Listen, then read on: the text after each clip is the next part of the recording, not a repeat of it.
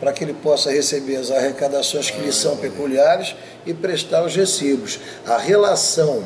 Pagar a conta de água, luz, funcionários. A relação do Grande Oriente do Brasil com os grandes orientes estaduais não é uma relação contratual que possa se romper.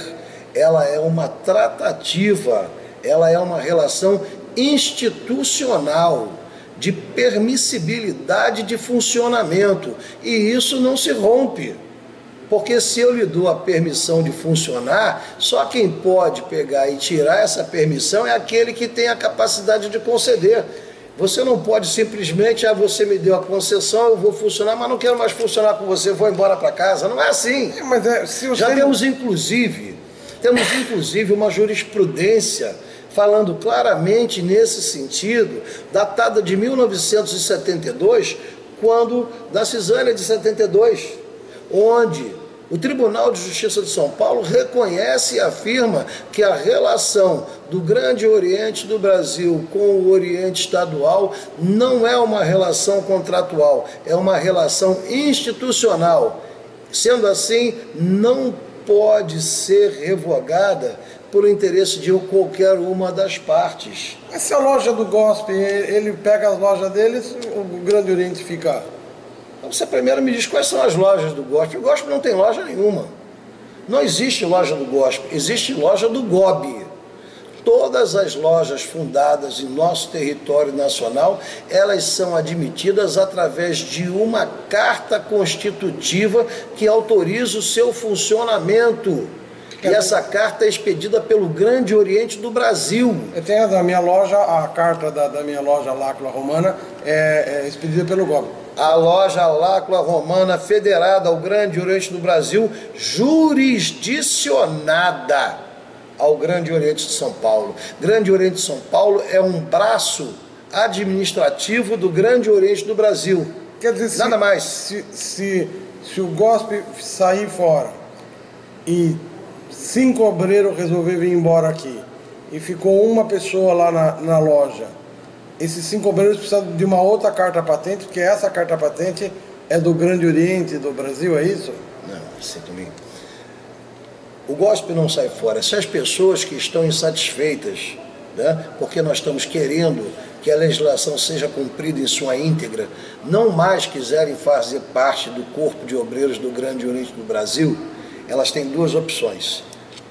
Pede o kit place, vai embora.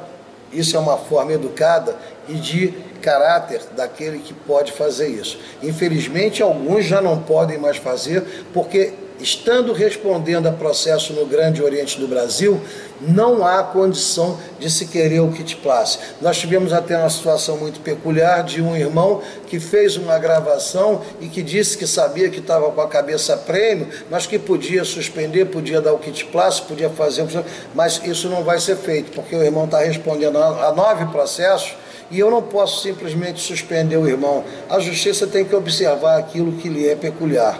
O que que acontece? Você tem lá na sua loja 30 obreiros. Me explica isso que 30 eu quero obreiros. Né? Aí 29 obreiros decidem que não vão mais permanecer no Grande Oriente do Brasil. Eles pegam essa carta patente e vão para outro lugar? Não pega a carta patente é do Grande Oriente do Brasil. Eles não têm direito sobre ela. Eles podem levar aquele papel onde está escrito que é uma carta patente, mas ela não tem valor nenhum. O Grande Oriente emite a segunda via para aqueles que ficaram. Você tem 30 obreiros, 29 resolveram ir embora, eles têm um caminho digno de pedir o seu kit place e se retirar da potência.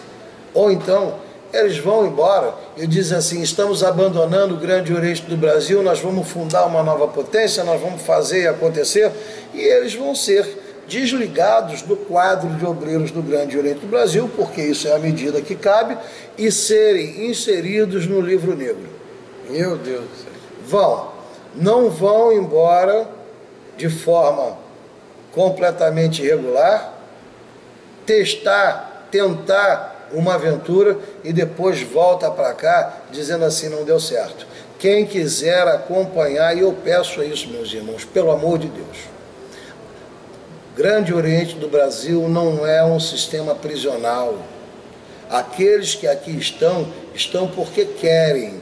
Aqueles que aqui estão, estão porque têm dignidade, hombridade e moral para aqui permanecerem.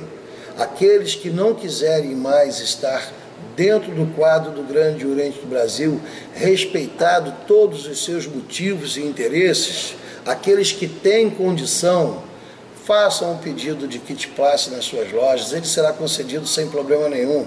É uma boa viagem, vão com Deus. E assim, fazendo da maneira correta, depois dessa aventura, o irmão quiser voltar aos quadros do Grande Oriente do Brasil, ele poderá ser recebido com a mesma dignidade de que ele foi embora. Agora, sair do Grande Oriente do Brasil atentando contra a soberania do GOB, pregando a cisânia, vão para o livro negro e nunca mais retornarão aos quadros do Grande Oriente do Brasil. Isso não é uma ameaça, não. Isso é o que tem que ser feito. Isso é o que está dentro do ordenamento legal. Isso foi feito pelos deputados federais? Sim. No Grande Oriente, ou seja... E a ação do Executivo. Isso já tinha antes do senhor iniciar? Ou já, foi o senhor que implantou isso daí? Não. Quando o irmão é expulso do Grande Oriente do Brasil, ele vai para onde? Para o livro negro. Quando o irmão é proposto numa loja, recebe as bolas pretas, ele vai para onde? Para o livro negro. Quando o irmão abandona o Grande Oriente do Brasil por motivo de cisânia, depõe contra a cidadania do Grande Oriente do Brasil e ele vai embora, eu não tenho como dar um kit passe para ele porque ele foi embora, ele já não faz mais parte do ordenamento, ele fugiu, ele está longe do braço da justiça. Qual é o ordenamento que o Grande Oriente do Brasil tem através do seu executivo? Já que ele não mais faz parte dos quadros do Grande Oriente do Brasil, né, eu tiro ele do quadro de obreiros e insiro ele no livro negro. Por que insiro no livro negro? Porque da mesma forma que ele saiu hoje depondo contra a soberania do Grande Oriente do Brasil, ele vai poder voltar amanhã e continuar o seu projeto maligno de destruição do Grande Oriente do Brasil. O senhor tá bravo, hein? Não estou não. É que assim, Tolinho, eu tenho 60 anos, 34 anos da minha vida eu dediquei a essa instituição que eu amo e respeito. E quando eu vejo as pessoas atentando contra a maior e mais antiga instituição do Brasil, nós somos bicentenários, eu realmente às vezes extrapolo um pouco. Mas não é questão de ser bravo não, é questão de ter amor ao Grande Oriente do Brasil. É questão de fazer aquilo que é certo. Eu me dediquei à maçonaria por 34 anos e não exijo de ninguém aquilo que eu não seja capaz de fazer. O senhor entrou, acho que foi bem esclarecedor, principalmente, que a gente imaginava que era o GOB que estava fazendo, quer dizer, foi denúncias de obreiros de São Paulo na realidade. E a justiça maçônica é que determinou essa coisa e o senhor simplesmente assinou. Exatamente. Foi bem o senhor. A intervenção parte a partir do dispositivo de uma recomendação do Ministério Público Maçônico. O Ministério Público, após analisar todas as denúncias, a farta documentação, tá, que originou a fundamentação das denúncias, tá, a recusa daquele que deveria prestar contas, emprestar contas a quem ele tem que prestar contas, levou o Ministério Público a tomar a atitude de recomendar ao grão-mestre-geral que fizesse a intervenção no Grande Oriente de São Paulo para que, uma vez afastado os gestores, nós pudéssemos pegar e fazer todo o levantamento de tudo que tem relacionado a essa denúncia. É lógico, né, que isso pode ser até simplesmente a pontinha de um iceberg, porque a partir de agora, né, essa intervenção que vai contemplar todos os cargos vão ser analisados, né? Auditoria financeira, vai ser auditado a multa, vai ser auditado tudo que tem no estado de São Paulo. O Oriente de São Paulo vai ser passado a limpo. E eu espero realmente de coração poder dizer para vocês, meus irmãos, o Oriente de São Paulo está muito bem, obrigado. Ficaria muito triste se amanhã tivesse que vir a público e dizer, olha, encontramos uma série de fraudes, de ilícitos dentro do Grande Oriente de São Paulo. Eu espero realmente que eu não tenha que fazer isso. Mas se tiver, se assim for levantado, se assim for apurado, eu vou cumprir o meu papel, ou o próximo gestor vai cumprir o papel. Nós vamos dar total divulgação e transparência à ação do Executivo Federal no Executivo Estadual. Os irmãos de São Paulo merecem esse nosso compromisso. O senhor nunca teve bronca, briga pessoal com o Camel, com o Hermes? Não, de forma nenhuma. Nunca teve nada disso daí? De forma nenhuma. Então, não... Nós estávamos tão bem que até o ex-candidato aí, o irmão Baluc, já tinha conversado comigo que eu não queria sair candidato com ele em 2023. Eu digo, eu não sou candidato. Já tinham até planos, né? E eu não sou candidato, não está nos meus planos. E entendeu? Todo mundo fica me acusando de eu ser candidato. O candidato era ele, na realidade. Bom, mas essa conversa, pelo que eu estou vendo, está sendo bem esclarecedora. Que dos pontos principais e também os motivos da intervenção em São Paulo, mas essa conversa está tão gostosa que a gente... Você até me chamou a atenção, Toninho, me desculpe, chamou a atenção para um fato, né? É um peso de duas medidas, né? Quem foi que disse para você que tinham 125 milhões em caixa?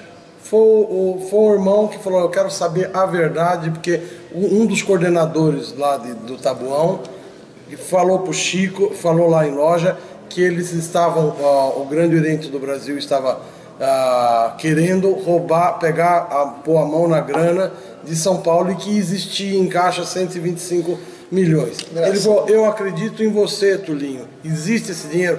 Eu disse, pelo que eu sabia, que na gestão do Marinho deixou-se 12 milhões, gastou-se 7 milhões e meio na fundação do novo prédio e entrou um pouquinho mais de dinheiro, deve ter 8, 10, fora a mútua. Ah, mútua, meu Deus, eu vou perguntar, calma, peraí, fala a sua observação. Quem falou foi os coordenadores que começaram a falar isso daí e vieram me fazer, e eu fiz a seguinte pergunta: os senhores querem meter a mão nessa grana aí, é isso? Não, me chamou a atenção a coisa de 125 milhões, porque foi feita uma denúncia na delegacia, uma denúncia crime na delegacia, dizendo que 2 irmãos, né, que não tem nada a ver com a intervenção, teriam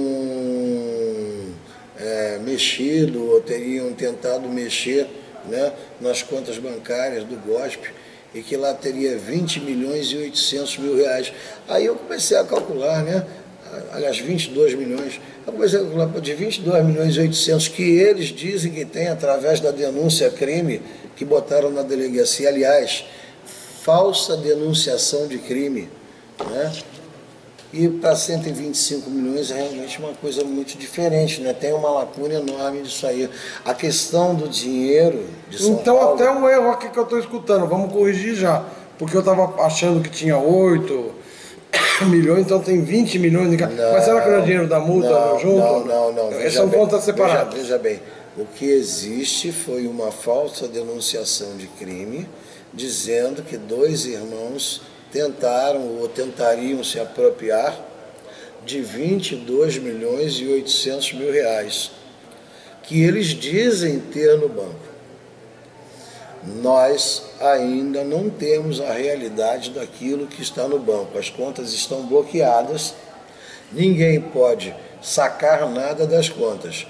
Mas para a semana que vem, com certeza, através das medidas judiciais que foram interpostas, nós vamos ter pleno acesso às contas e todo o saldo que tiver no banco, seja ele mútua maçônica, seja ele saldo conta corrente, vai ser devidamente demonstrado para os irmãos. Já pedimos ao contador que nos apresentasse todo o balanço financeiro e patrimonial de 2015, 2016, 2017, 2018, né? O que aconteceu durante esse período. Na realidade, né, tudo vai ser muito bem apurado. Nada vai ficar sem apuração. Oi? Os senhores vão dar satisfação disso daí? Claro, como estou aqui, eu não estou lhe dando satisfação. Sim, o que eu estou fazendo aqui é lhe dar satisfação. E para o povo gobiano, aí eu lhe peço inclusive desculpas, porque eu sei que a Rede Colmeia abriga, né, espectadores que infelizmente não são irmãos, para o povo gobiano, em especial o povo de São Paulo. Nós vamos emitir todos os relatórios e vai para o e-mail de cada irmão. Cada irmão, cada loja da federação terá pleno conhecimento de tudo que está sendo feito, de tudo que está sendo apurado. Isso é importante porque também a gente quer ficar de olho em tudo isso aí. Eu estava esquecendo de falar da multa. E a multa, quer dizer, se eu sou de São Paulo, se eu morrer amanhã, minhas duas filhas ficam sem nada? Não, de forma nenhuma. A multa maçônica, ela tem um ordenamento próprio, que é o seu estatuto, ela é preservada. Ninguém, absolutamente ninguém, pode tirar um centavo dessa multa maçônica, né? A partir do momento que o nosso interventor, né, ele assumiu, ele a partir de segunda-feira já vai estar nomeando, né, os novos colaboradores, os novos assessores e assistentes do grão-mestrado interventor, que vão ajudar na coordenação das macro-regiões, né? E também o novo procurador de Justiça de São Paulo, que vai acompanhar todo esse ato. Na segunda-feira, eu estou solicitando ao presidente da Soberana Assembleia, nosso irmão Carlos Teixeira, que está assumindo no meu lugar, né, que, por favor, faça uma comissão de deputados federais para acompanhar todo esse processo. Mas de São Paulo, né, os deputados federais? De São Paulo, para acompanhar todo esse processo, para que possam estar também produzindo relatórios e informando a Soberana Assembleia, né, tudo que vem sendo apurado. Nós não vamos esconder nada de ninguém, doa a quem doer. E esse dinheiro da multa, os senhores vão usar para a construção do prédio? Não, de jeito nenhum. O dinheiro da multa é intocável. Dinheiro da multa é para pagar o pecúlio às nossas viúvas, às esposas e sobrinhas dos irmãos que passaram por Oriente Eterno.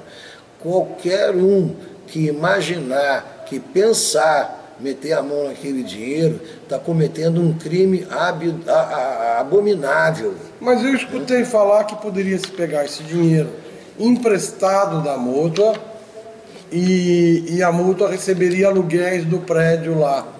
Isso não é inviável? Olha, Tulinho, a multa tem um estatuto próprio.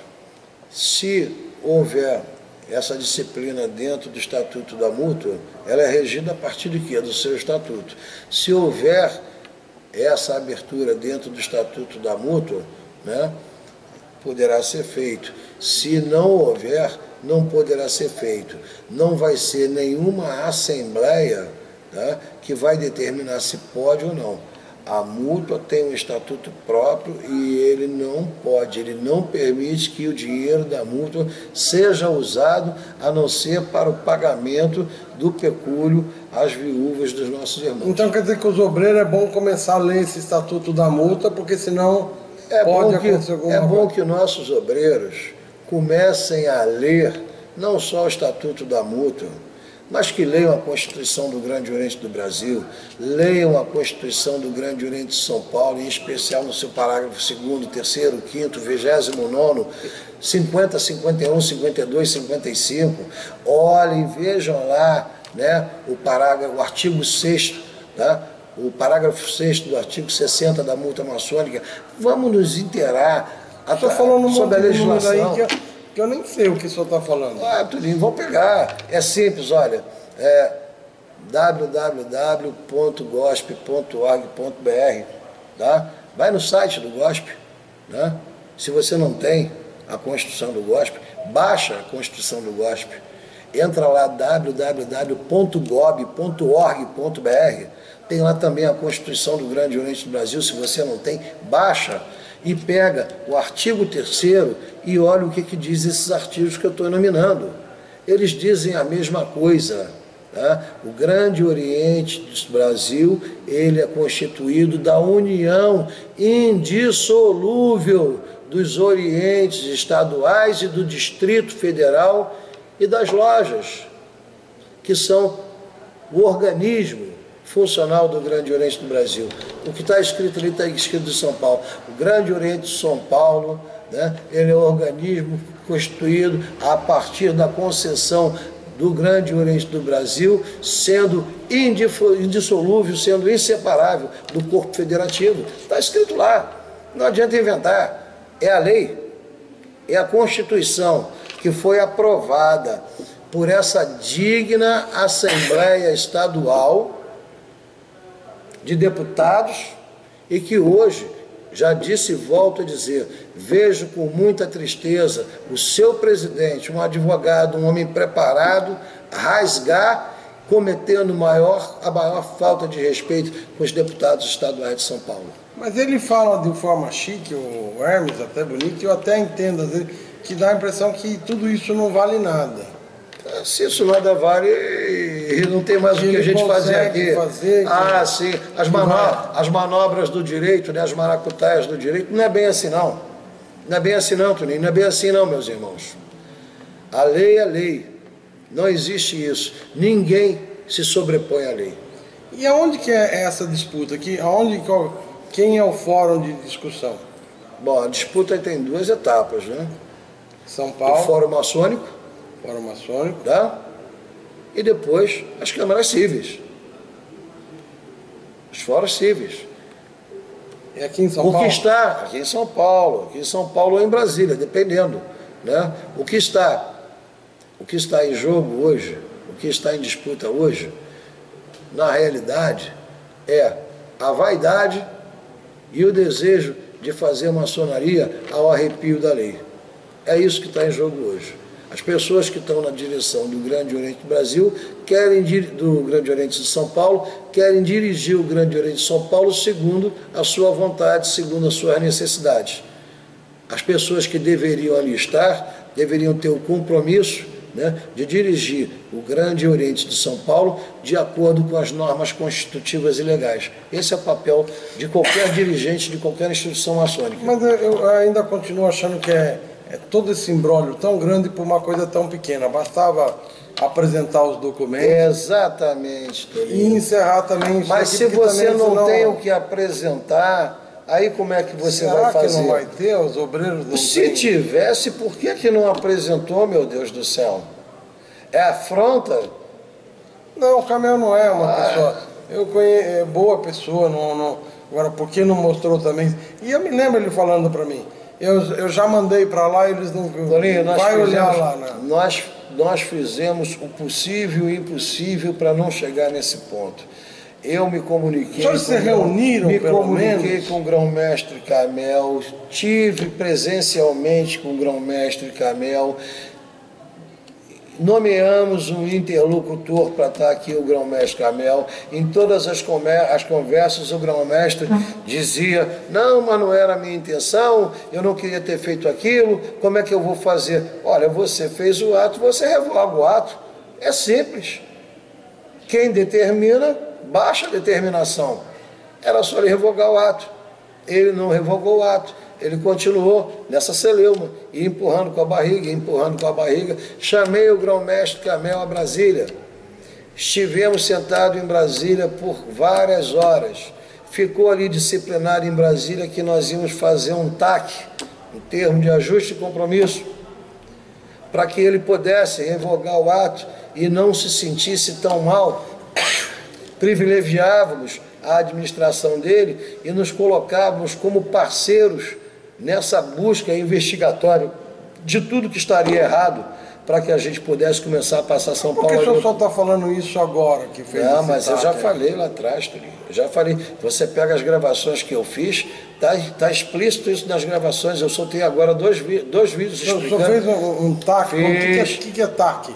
Termo de ajuste e compromisso. Ah, tá. Pensei que fosse tic-tac. Não, termo de ajuste e compromisso, onde o Grande Oriente do Brasil se comprometia, junto ao Grande Oriente de São Paulo, de unidos buscar toda a investigação, de levantar tudo que estava errado e consertar aquilo que podia consertado e resolver de forma legal aquilo que não tinha conserto. Essa era a proposta, né? Ele simplesmente empurrou a barriga com mais 3 dias e depois ele simplesmente disse: não, mas aqui eu já estou consultando meus advogados e eu vou mudar 90% do que aqui está escrito. Ora, meu Deus do céu, então nós não somos meninos? Se a gente sentou, foi para Brasília, escreveu, botou no papel, e depois chega na hora de assinar, você não assina, vai empurrar com a barriga de novo. Acabou o seu diálogo. Não tem mais o diálogo, não tem mais a expressão do diálogo. Infelizmente não tem, porque a gente pede e não vem, a gente solicita e não acontece. O que é que restou para o grão-mestrado? Restou para o grão-mestrado dizer para o Ministério Público, olha, esgotou-se todas as vias do diálogo. Agora está por conta do Ministério Público. O Ministério Público determinou, então, que o Grande Oriente do Brasil, por medida protetiva, determinasse a intervenção no Grande Oriente de São Paulo, suspendesse o seu grão-mestre, suspendesse mais o presidente da Assembleia e suspendesse mais uma série de outras pessoas que foram para as redes sociais. E eu peço cuidado. Foram para as redes sociais e disponibilizaram vídeos e mensagens, né, contra o Pacto Federativo.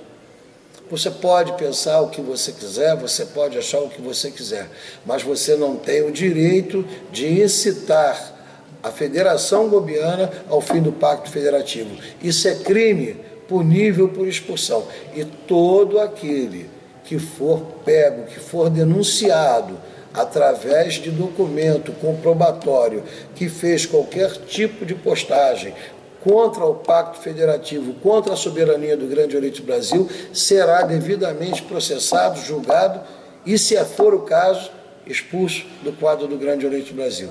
Então tenham muito cuidado. Rede social, mídia social, não é brincadeira. Vocês estão tratando de uma instituição bicentenária, a maior instituição maçônica das Américas, a segunda maior instituição maçônica do mundo. Nós, maçons, temos que respeitar a instituição a qual nós pertencemos. Independente de gostar de mim, independente de gostar do Tolinho, tá? Nós devemos respeito à instituição. Ninguém precisa gostar do grão-mestre Ricardo, mas tem a obrigação de respeitar o grão-mestrado, porque é a figura institucional. E não se pode permitir, como homens dignos, fiéis, que se fira a figura institucional. Eu tinha quase que certeza que o senhor não ia fazer essa intervenção. Aliás, se perguntava muito, o próprio Hermes me perguntava, o Camel, e eu perguntava e eu sabia que não. Então, quer dizer, essa decisão mesmo, que também eu já tinha conversado com o senhor, e do seu coração eu tinha sentido que não ia ter essa intervenção. Foi depois desse TAC aqui que não... Depois de esgotada todas as formas de negociação. Aí o senhor foi e fez isso, né? Depois de esgotado tudo aquilo que a gente fez com muito boa vontade para não tivéssemos que chegar a essa medida extrema, não me restou outra alternativa senão decretar a intervenção em São Paulo.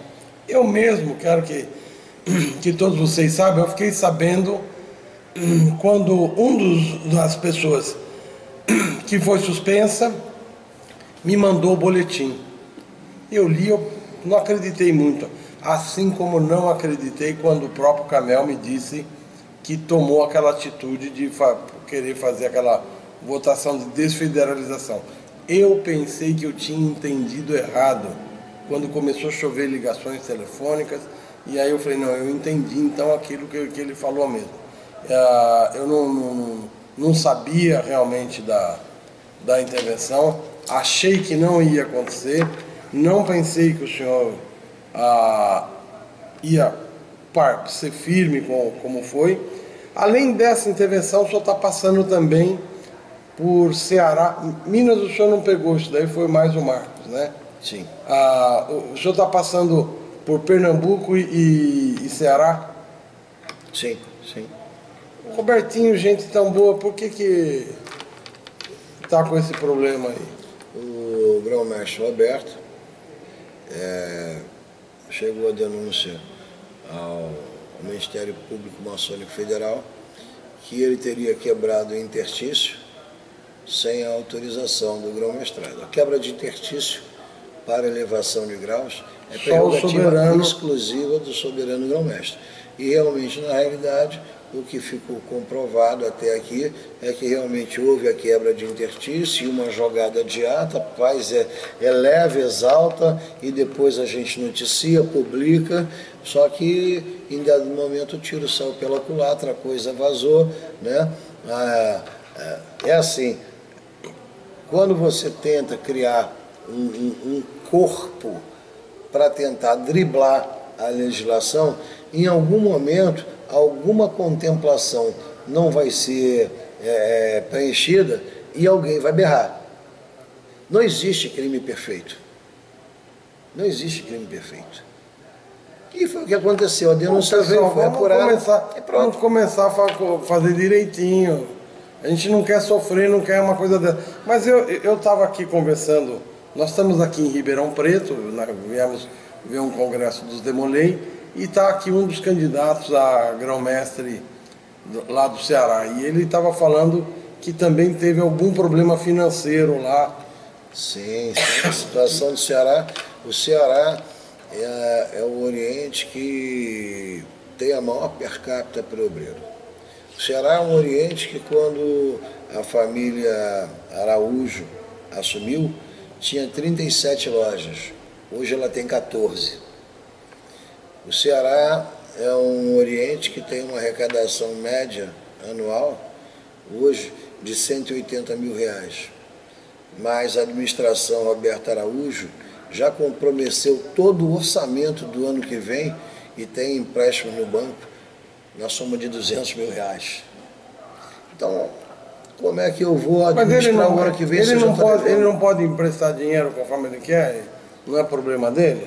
Você pode comprometer toda a sua renda do ano que vem? Não. Como é que você vai comer? Como é que você vai fazer as coisas? Não.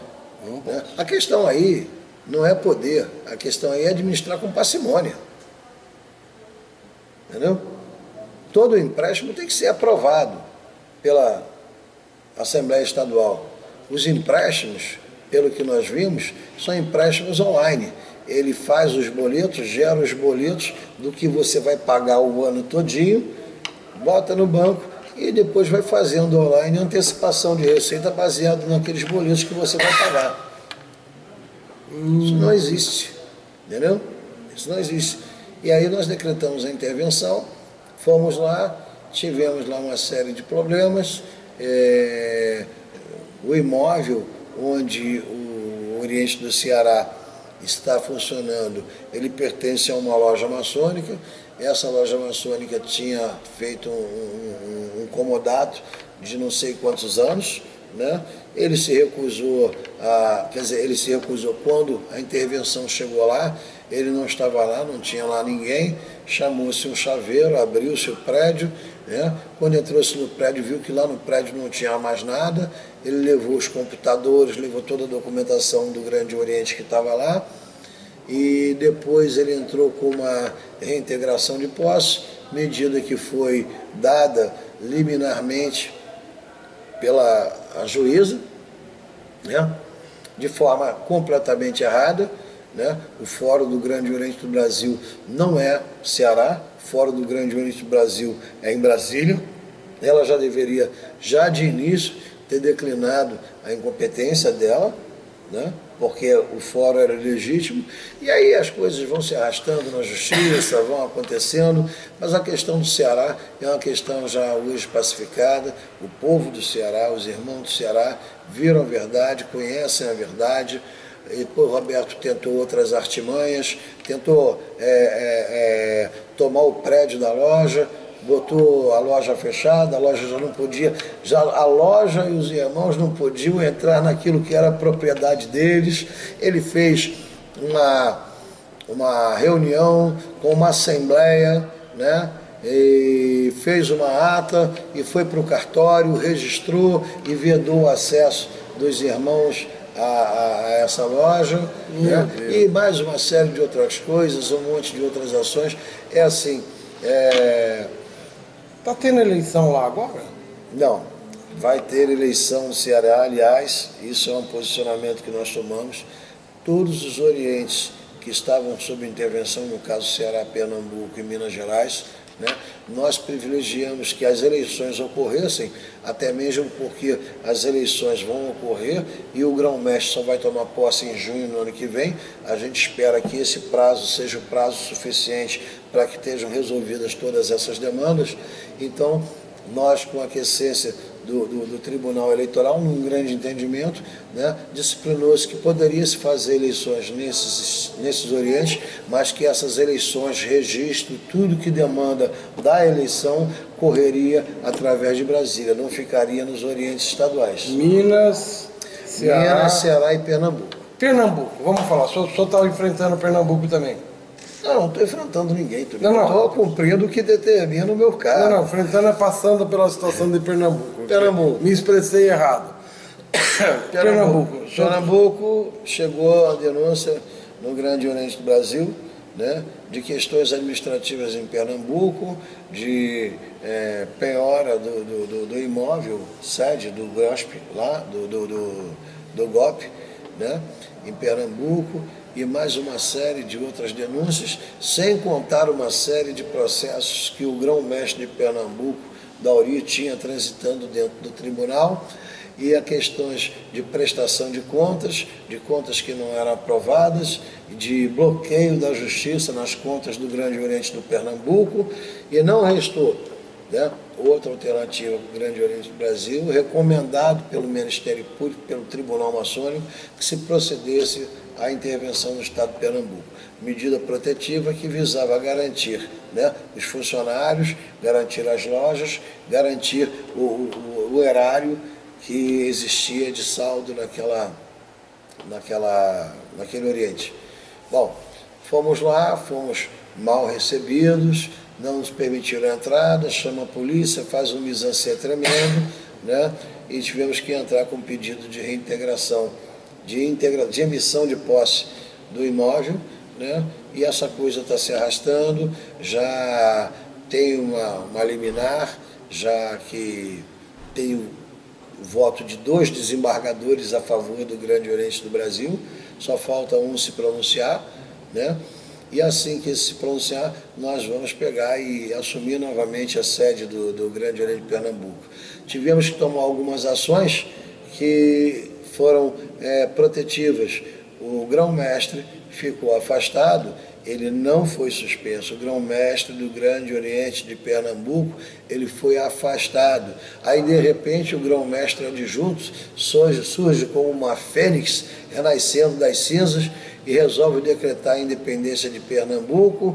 E assim, eles cometem um estelionato maçônico, dizem que o Grande Oriente de Pernambuco é independente, como dizem aqui em São Paulo que o Grande Oriente de São Paulo é independente. Eles dizem que o Grande Oriente de Pernambuco, como dizem em São Paulo, que o Grande Oriente de São Paulo é reconhecido porque está no lista afilógio. Isso não existe. Tanto o Grande Oriente de Pernambuco, como o Grande Oriente de São Paulo, como qualquer Grande Oriente da Federação Grande Oriente do Brasil, só constam no lista afilógio porque o Grande Oriente do Brasil é reconhecido internacionalmente. E isso é verdade, inclusive, meus irmãos. Eu apresentei na Rede Colmeia o tratado assinado com a Grande Loja da Inglaterra em 1935, se não me engano. Esse tratado, onde o tratado é assinado por GOB, não é assinado com os Grandes Orientes estaduais, coisa de cima nenhuma. Então, qualquer Grande Oriente que sair Nenhum Grande Oriente sai da federação. Vamos supor que se sair... Não, mas não sai. Não tem acesso a qualquer loja internacional. A resposta é diferente. Qualquer irmão que sair do Grande Oriente do Brasil e não se filiar a uma potência regular e reconhecida, será um irmão sem o reconhecimento das potências regulares e reconhecidas e reconhecimento internacional. Ricardo também é cultura, o nosso soberano aqui. Está vendo que ele põe os pingos nos is. A gente está vivendo isso, Tulinho, intensamente. Você vê... 2h20 da manhã, nós estamos aqui gravando, às 4 horas da manhã eu deveria estar levantando para pegar um avião para retornar de volta para Brasília, né?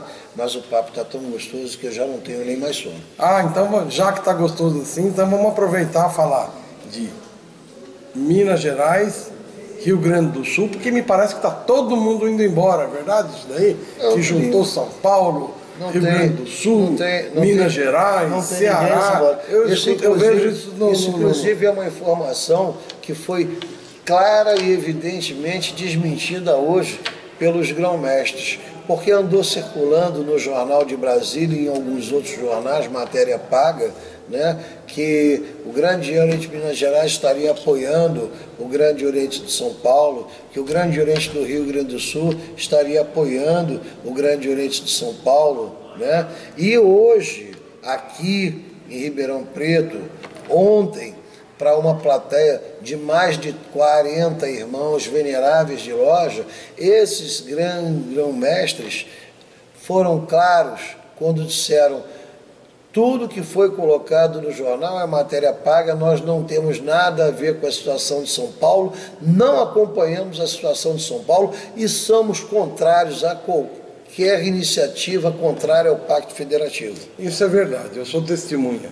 O grão-mestre do Rio Grande do Sul diz que lá ninguém está para sair, coisa de nenhuma, apesar do grão-mestre estadual lá, o titular, ele teve um problema. Continua suspenso. E, em consideração a minha filha, eu não quero contar. Com certeza. Eu não vou entrar nesse mérito. E eu mereço isso em consideração às nossas filhas e esposa. E nem vou expor ele, que é um menino que eu peço a Deus que consiga acertar lá. Minas Gerais eu vou querer falar assim, porque ali foi um prédio que o GOB vendeu, comprou um terreno e construiu-se um prédio. E o GOB pagava 55 mil reais de aluguel. 65 mil reais de aluguel de um terreno que era dele. Foram para a justiça e a justiça mandou dar um andar para nós, é isso? Não. Então conta para mim aqui, porque a gente tudo escuta de orelhada, não... O que acontece? A situação em Minas Gerais é uma situação... O GOB Minas Gerais funcionou durante anos e anos e anos no Palácio Tiradentes, na Rua Rio de Janeiro, em Minas Gerais. Prédio esse de propriedade do Grande Oriente do Brasil, né, que foi constituída a partir da doação da loja Belo Horizonte de um terreno para o Grande Oriente do Brasil, para que ali fosse feita uma sede para o Grande Oriente de Minas Gerais. Fez essa incorporação, é um prédio de 11 andares, o Grande Oriente do Brasil tem 2 andares nesse prédio, o 10º e o 11º andar, são de propriedade do Grande Oriente do Brasil, mais umas lojas embaixo que compreendiam uma farmácia, uma padaria, mais outras 2 lojas no interior da galeria. Surgiu a informação através do grão-mestre, na época de Minas Gerais, o irmão Eduardo Rezende, de que estaria surgindo uma grande possibilidade de investimento em Belo Horizonte, numa área que iria valorizar muito, que agora era muito barata e que a gente poderia comprar, mas Minas Gerais não dispunha de todos os recursos para comprar, e chamou o Grande Oriente do Brasil para fazer uma parceria dentro desse empreendimento. O Grande Oriente do Brasil, por sua vez, né, através da permissão da Soberana Assembleia, né, autorizou a venda de uma unidade, de uma loja do shopping, e foi vendida por 800 mil reais, e pagou-se na área, lá no terreno, 1 milhão e pouco mil reais. Adquiriu-se a área e ali ia se fazer a nova sede do GOB-MG. Bom, a nova sede do GOB-MG acabou virando um projeto enorme, né, que compunham uma sede enorme, mais um prédio ao fundo de 6 andares, que seria um hotel e coisa e tal. Um troço muito grande, um investimento muito grande, e aí criou-se essa tal de SMI, que hoje já não é mais SMI, já mudou de nome. É a AMI, não era SMI. Então, pela necessidade de se criar uma empresa aberta, uma empresa de capital aberto, para poder vender-se cotas dessa empresa, para que se levantasse dinheiro para a construção do pretendido empreendimento, era necessário transferir o terreno, né, para essa empresa. Quando o Grande Oriente do Brasil permitiu a venda, né, ele se tornou parte integrante daquela área, né?